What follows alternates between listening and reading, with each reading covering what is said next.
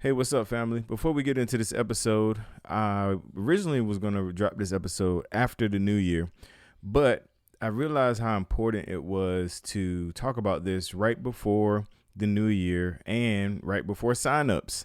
If you've been following me on my personal page, I've been doing E2M Fitness, and it is a Facebook-based fitness group that produce phenomenal results. I've lost 60 pounds. My wife has lost 40 pounds. If you are interested in signing up for E2M, please shoot me a message on Instagram and Twitter. My name is Dwayne21. Also on Facebook, you can shoot me an inbox there as well. I would love to tell you more about it. So you can go into 2022 with the fitness plan that actually works. I can give you all the details offline. So hit me up there. And today's interview is a pastor that is in the program. I actually met him through the program. So we're going to make reference to that a lot. And I just want to give you the inside. Make sure you sign up for E2M. If you do, hit me up. Put my name down as a reference. And I would love to tell you more about it. Again, just hit me any of those spaces. You can email me at the B.A.R podcast, the number 21 at gmail.com, or at Dwayne21, Instagram, Twitter, inbox me, DM me. I will respond. Y'all enjoy the show. Yo, welcome to the bar. Come on and pull up a seat and open up your Bible. What a wonderful feast. The living bread, and we're discussing what it means for the streets, the inner cities and the burbs, and every person we meet. This is where we challenge worldviews that we hear from world news. In light of the scripture, we are here to serve you. We're your source for resources to help you on your way as you battle mean forces. This is for the people who can see the importance of sound theology and the scripture that support it. And this is for the truth lovers, biblically reforming, preaching Christ to the nations. Yeah, welcome to the modern Reformation. Yeah, The B.A.R, Biblical and Reformed. Welcome everybody to the B.A.R. It's your boy Dwayne in the building, right back in here another Tuesday. Super excited as always, be coming through your speakers, through your earbuds, where you listen to the B.A.R. We're grateful that you are listening. And I love to start every show the same way, thanking the listeners. Thank you guys for listening to the B.A.R. We are going into, or probably by the time you hear this episode, we're in 2022, and we're in another year. And by God's grace, man, we've been doing this. March would make 6 years, and I just want to thank you guys for rocking with me this long, and to all the newcomers, thank you guys for tuning into the B.A.R and sharing the B.A.R. And like I do every week, I bring in awesome guests. This awesome guest, actually, we are part of a secret order. We're part of a secret group. No, it's not secret. Those that follow me on personal pages, I am in a fitness group called E2M, and we actually connected there. But I have on none other than my brother, Phillip. How you doing, man? Man, I am doing good, man. Thanks for having me. I appreciate it. Yeah, it used to be, so when I joined E2M, there were 3,000 people in it. It was like the secret order, and now there's like 76,000 people. And it's hard you to can't keep even that walk secret, around the right? grocery store. You better have asparagus in your cart at the grocery store, because if not, you're going to get busted. I love it, man. I love it. So, man, not only are you in E2M, you also in the ministry, and we connected when you saw probably one of my many Reform shirts. I'm always wearing the banner, and that's how we connected. So I want to give you an opportunity to introduce yourself to my listeners. Share anything you'd like to share, personal, professional. Got the floor to do that right here. Yeah, man, sure. Well, guys, as he said, my name's Phillip. I'm a bivocational Anglican priest. And so I work full-time for a little firm called Pinnacle Financial Partners. I work in their commercial banking team. But the ministry that I've been called to, and I've been a part of now for 3 years, I've been in ordained ministry for 4 years, 6 years. And so, but I recently, about 3 years ago, joined the clergy team over at St. Andrew's Park Circle, which, if you're not familiar with South Carolina, that's North Charleston, South Carolina. So that's where I am, and really enjoy being a part of their clergy team there. I'm the associate pastor, and my colleague Dave and myself lead the people there. And so I've been doing that now for 3 years. Previous to that, planted a church in Somerville, pastored that for almost 4 years. We folded in with St. Andrews 3 years ago. Previous to that was in youth ministry, and so did youth ministry for almost 10 years before going into the pastor world. So ministry's been my entire life, but went into bivocational ministry 7 years ago in May, which is really hard to believe, and have been doing bivocational ministry and love the opportunity to spend time getting people to see that there's no longer a divide between secular and sacred, that we can have them together. And so that's been a really big passion of mine. Puritans were huge on that. Puritans were big on the calling of the normal layperson to go into the world as ministers in jobs as teachers, personal trainers, accountants, bankers. And so I live that life every day. I'm married to Carrie. We've been married now we're at that point to where we've been married long enough that I've got to think about it a little harder than normal. And so we're going up on, I believe, 12 years. We'll be coming up, 12 years, 13 years, 22. So we'll be coming up on 13 years of marriage. 2 amazing kids, Sanders, my son, who's 11, Allie, my little girl, who is 7. And man, we are full speed ahead. He said we're in E2M. I can't not be a part of something and share my story of E2M. My wife and I joined that in July 2020, lost over 100 pounds between the two of us. It's changed our life. We love E2M, and it's given us connections like the one I've made here. So, man, that's me really fast in a nutshell. I've lived in Somerville, South Carolina my entire life. So nice. No, I appreciate that. And love the vocational part. We're gonna go back to that part. Definitely want to speak to that. And definitely big shout out to E2M, man. Congratulations to you and your wife doing that. So, you make me feel old when you say, been married long enough to have to think about it, because 2022, it'll be 14 for me and my wife. And I'm like, I think I got it down pretty good. Good. Yeah, man. Good for you. I need to do a better job of having it down. So. No, that's super dope, man. So, I always joke when I have people that are in the ministry that are in the South and say, hey, the South is probably the hardest place to evangelize because everybody's already saved.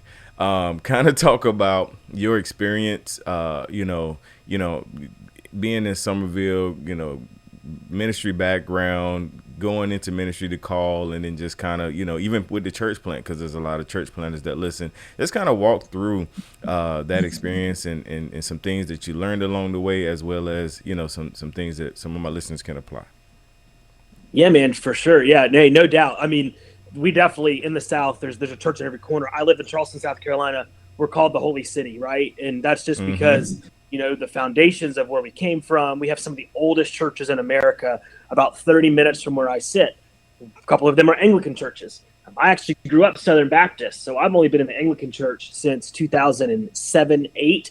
I got called and accepted a position the end of 2007 and started in 2008. And so I've only been in the Anglican church, for now going on almost 14 years. And, my wife grew up Anglican, so she's a cradle Anglican, but I grew up Southern Baptist and, very much understand that very Southern evangelical world. We won't run down that path of confession, but I understand it very well because I grew up in it. And, it's one of those things where in the South, it's more about, well, we go to church on Sunday, and that's how people live their life. And there's not anything wrong with that, but it's a very cultural moment, and so we have found that there's people out there, at least from an Anglican perspective, that are running the wide range of they grew up in church here in the South and maybe have had some baggage that they've carried and have kind of left and then found their way back. We've got some people that have just left that altogether and found Anglicanism. And then we've got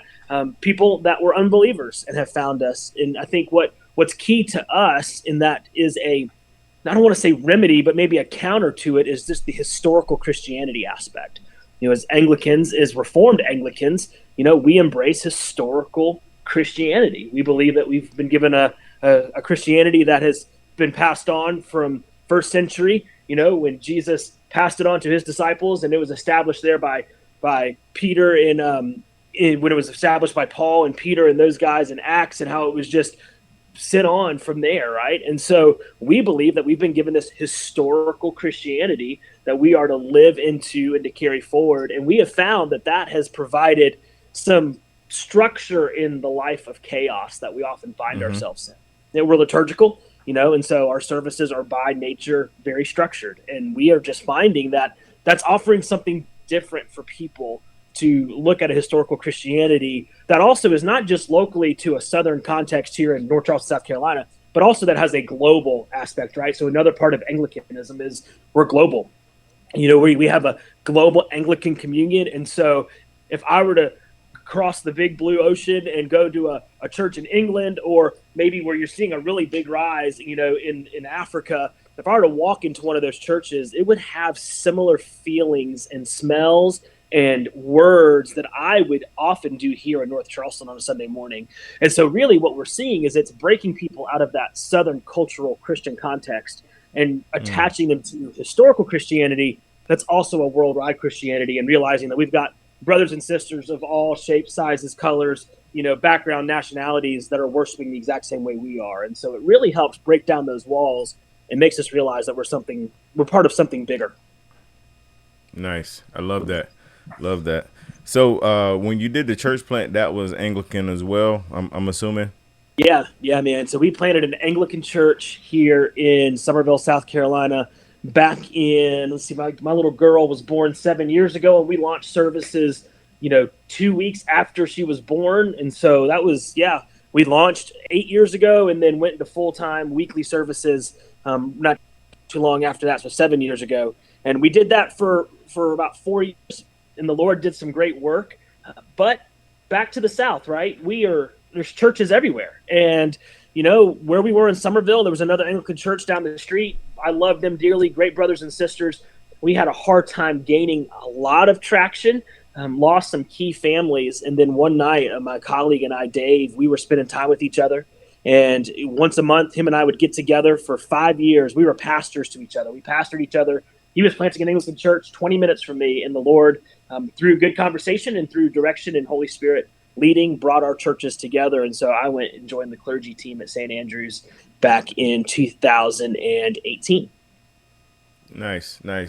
So kind of to dig into that a little bit, you talk about that conversation and bringing the church together, because there's maybe somebody that's kind of looking at that or looking into that. What are some things that you experienced that, maybe hindsight you would have did different, or, did you feel good about everything, or what are some little details in that process that you experienced that somebody might benefit from? Yeah, man. Hey, that's a great question. And here's why. We always hear about the success of church planning. We don't often hear about the struggles of church planning. And where I do not at all consider ourselves a failed church plant because of the stories of redemption that came out of that, the people that were baptized, the people that found Jesus. There were parts of me in those days and when we were really struggling and trying to figure out what was next. And as the Lord was starting to maybe move us into a new season, man, there were many times I felt like a failure. I felt like I'm just another statistic, right? We hear statistics. You pick up a church plant book. It starts off with the grim statistics of how many churches make it in 3 years, 5 years. There's benchmarks that we need to hit. And if you haven't hit this benchmark by year 5, the success rate drops by another 20%, And so I walked through these moments of that's kind of how I felt like I maybe was a failure. But what I had to realize, and I realized through great counsel and mentors, is, when the Lord works and the gospel moves, there is no such thing as failure. And we definitely experienced that. And so what I learned from those years of planting a church was the very first thing that I tell church planters that call me and want to hang out with me is I tell them, do not do this by yourself. That was one thing that was a really hard struggle for me. Yeah, I had some bought in lay people. I had some core members. I had people that loved what we did, and they bought the vision of where God was leading us. And part of the reason why we kind of went through a shift is because some of those families just moved away. It's not against their doing. They were called to other parts of the United States and have moved out. And so that was part of the reason we kind of had what we had going on. But what I really realized is I didn't have that number 2 that I could lead on. I didn't spend time doing the leadership development with key leaders to have somebody that's pulling rope with me. So we talk about E2M, right? E2M is successful because you're not pulling the rope by yourself. You've got a team of 72,000 plus people that are helping you pull the rope. When I'm up in the morning at 5:30 in my gym working out, at my garage, I know that I'm going to jump on the group and I'm going to see Dwayne. He's done his workout. He was up at 4:30 in the gym, right? That's the stuff that pushes us, because it's people pulling rope. It's people running after the vision that you have to be healthy. It's the exact same thing in church planting. I tell people, don't go do it by yourself. Digging ditches is a lot more fun with somebody else there with you, and it's a lot easier. And so what Dave and I found is, the Lord really brought us together, because we were two guys in some ways doing it by ourselves. And the Lord called me in to offer them something that their church actually had been praying for, but they couldn't do because they can't go out and hire a full-time associate. And so here's this guy who's bivocational, and they can bring me in, and the Lord answered prayer through that. And so that's what I really learned, man, is have a number two, have somebody that buys into that vision, be it a preacher, a worship leader, somebody taking care of youth and children. It doesn't matter what role they fill. Just have a number two, somebody can lean on, and then have a pastor. Pastors need pastors. And man, this conversation is probably a reality for a lot of people right now, post-COVID, right? It's something that a lot of churches are facing and looking at. How do we survive? We bring churches together. We had a church not too far up the street here. It's like 3 churches just came together, one just for survival, but 2 for gospel-centered mission. And so I have a feeling these are conversations that are going to be happening, and those need to happen in the realization of pastors. So pastor, have a pastor. I had a pastor. We worked through that together, and that really helped me realize, man, I wasn't a failure at all.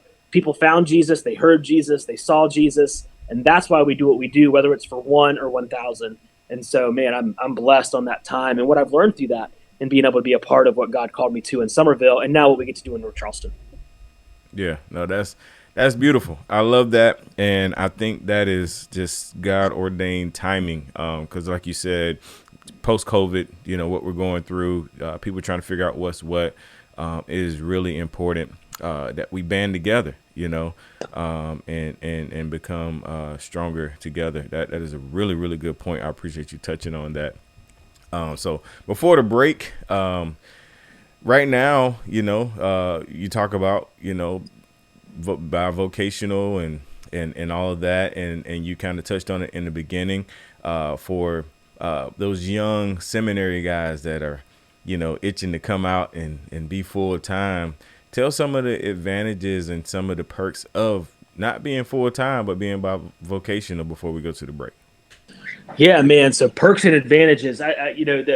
One of the easiest, I guess, out the gate is the financial advantage. It's in a world, that we're raising money is just tough, for nonprofits in general, but also for churches. There's a little bit more freedom for me, not having to worry about the financial means for my family. But the church I serve and work with, man, they take such good care of me and my family, and we're honored to be a part of what they do. But it's nice to know that, especially when I went to plant that church, those early days in Trinity, Somerville, that, man, I don't have to worry about what's in the offering plate every Sunday if my family's going to eat the next week or things like that, And so it was really helpful to kind of release that financial burden and stress. Some other perks is, man, I'm in the mission field every single day. When you're a pastor, we often lock ourselves in the 4 walls of our offices and write that off that we're doing gospel ministry. And I'm not trying to say, I don't want a vocational pastor who's listening to this say, oh, here goes another bivocational guy attacking how I do stuff. That's not at all what I'm saying. But I do think we have to remember where our mission field is. I think we do have to remember where we need to be called. And so as a banker, man, I am in people's highs and lows. There is nothing more exposing than finances. And so I get to see in everyday life where we need to be pressing in as people, where as a pastor, I can really help and aid. And then I've also actually had the opportunity to walk clients and colleagues through some pretty heavy stuff and some pretty dark stuff that I don't know if I'd ever got the opportunity to do that if I was sitting in the walls of my office at a church. People come from me to pastoral counseling, but to be out here walking among everybody and a lot of people who are not attending church, it's been an interesting moment.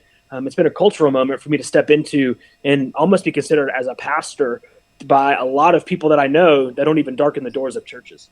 This message is brought to you by Regeneron. If you have diabetes, listen closely, because your ears could help your eyes. Excess sugar from diabetes could lead to eye damage and vision loss, even blindness, and you might not even notice it at first. So remember, Now is the time to get your eyes checked. Eye care is especially important with diabetes. See a path forward with actions and potential treatment options that may help your eyes and protect against vision loss. Go see an eye care specialist and visit noweyesee.com to take charge of your eyesight. That is NOWEYESEE.com. Wow, that's awesome. That is awesome. That's really good to hear. I appreciate that. All right, brother. So right here, we're going to take a quick break, and we'll be right Thankful back. Homemaker is a blog and podcast created to be an encouragement and blessing to each other in the role God has called us to as women. Thankful Homemaker provides truth-filled, gospel-driven encouragement to homemakers who, amid their ordinary days, desire to honor and glorify God in all things. Come visit thankfulhomemaker.com for the latest articles and podcasts. You can also subscribe to the podcast on iTunes, Google Play, or on your favorite podcast catcher. So ladies, pop in your headphones as you're doing dishes, cooking dinner, or folding laundry, and sit with me, host Marcy Farrell, as we chat together on how God's Word impacts everything we do as Christian women. All right, we're back in here with my brother Phil, man. And so this is the part of the podcast where I ask the bar signature questions. These are the 3 questions I ask all of my guests. So the first signature bar question is, what kind of music do you listen to? Oh, man. It depends on the day. So, man, I'm a big Frank Sinatra guy, and Nice. so anything in that Frank Sinatra, Ella Fitzgerald, if you want to get a little contemporary, the King of Christmas, Michael Bublé, that's kind of where I'm sitting right now, in my office. So I love listening to Frank or some kind of instrumental jazz Christmas music this time of year, especially when I'm working away. There's times when I run, if I'm into listening to music, I typically listen to podcasts when I run. But if I'm into listening to music, it's probably going to be in that kind of older country genre of like Alabama and Garth Brooks and those guys. And then there's sometimes, man, where you got to get that music that gets your heart pumping and put the headphones on and just get work done. And so sometimes I just like, some good music that's just got some high pump to it, gets me working, gets me moving. And so it just depends. It's all over the place. Nice. No, that's a good list. All right, next signature bar question is, what book or books are you currently reading? Yeah, so I've been working through several books. So I finished seminary back in May, and I've been going through a period of I'm going to read what I want to read instead of somebody telling me what to read. Some of that has selfishly included not reading at all. And so it's been great not to do that. But one book I've been reading right now, it's called Advent, and it's by Fleming Rutledge. And it's been a great book to listen to and to read, and I've really enjoyed kind of working through that. So that's one of the books I'm working through right now. And then next up, I've got a book that's part of a series in our Anglican world called Reformation Worship. And so I'm really looking forward to reading that. So that's next up on the list. Nice. All right, so you already kind of mentioned this. Last signature bar question is, what podcasts or sermons do you listen to? Man, so if you're like most of us that grew up in the age of Mark Driscoll, I've been listening to the Christianity Today podcast pretty heavily when I run. And so that's been one that I've been listening to. Of course, recently picked up some of the stuff that B.A.R's doing. There's another couple guys out there. It's called Doctrine and Devotion. It's another one that I enjoy jumping in and listening to. Those guys are crazy. And then in the leadership world, I would be remiss if I didn't mention 2 people. One is a podcast called Dad's Kitchen. And so it's a buddy of mine, him and a friend of his get together and they talk about what it is to dads to cook. It's a hobby of mine. And so he talks about what it is to reclaim the kitchen for families. And that's a great podcast. And then finally, I guess another one that I'm listening to, it's called Under Fire. And it's by a digital advocacy campaign group that does politics.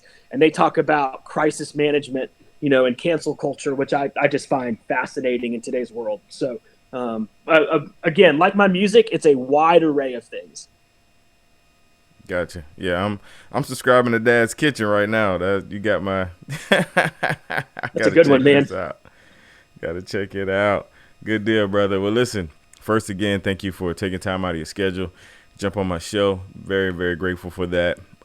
And I always kind of like to close it out by giving an opportunity to kind of leave us with any words of encouragement, anything you want to say, or you know, how people can follow you on social medias. If you do all that kind of stuff, you got the space to do that. Yeah, man. Well, hey, you know, I'm out there on social media. You know, if you want to connect, you know, typically most of my stuff's under Phillip R. Wilson. We'd love to connect with some people. You know, our church is out there, St. Andrews Park Circle. You know, we're pushing stuff here and there.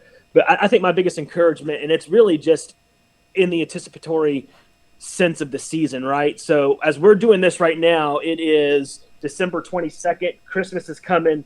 We're in the middle of ending Advent and going into Christmas. And Dwayne mentioned that this will probably come out after the first of the year. And my encouragement would be would not lose the beauty of Advent tension of the already and not yet. Live into that every day. We're so quick when Christmas is here and Christmas is over just to kind of move on to new year, new goals, new things. That's hugely important, right? But I would say as Christians, man, we really need to be living into this Advent tension of remembering what we're a part of, who we're secured by, what Jesus has done for us, because who knows what's going on right now. First of the year, COVID's still maybe kicking off after holidays. There's a lot of discouragement out there. We need to rest secure that we know the end of the story. We know we have a king that has conquered death for us. And then finally, in the spirit of a new year, take care of yourself. Man, look out for your health. That's the best way you can stay healthy is taking care of number one. And man, if you're a pastor listening to this, the first place you need to start outside of getting right and making sure your spiritual life is where it needs to be is your physical health. I could do a whole nother 30 minutes with Dwayne on just pastor health. And we'll put that on the sidebar. That's my other podcast. That's my fitness podcast. Yeah, we'll put that on the sidebar. We'll put that on the sidebar because I am a huge advocate for pastoral health when it comes to our physical being. I really think that's one of the most important things we can do to be a better pastor, father, mother, whatever you are in that world. So, man, yeah, that would be the last couple of things I would say. Awesome, brother. Awesome. And I'm dead serious about the sidebar. I'll send you a link for that, and we'll schedule that as well. Let's do it. But, man, again, thank you, man, for coming on to the B.A.R Podcast. Listeners, thank you guys for tuning in to the B.A.R Podcast. Make sure you go to thebarpodcast.com. Check out all the latest episodes. Also, go to that tab that says B.A.R Podcast Network. Check out all the podcasts in the network. And go to thebargear.com to pick you up some bar gear. And until next time, you guys, God bless. And we are out.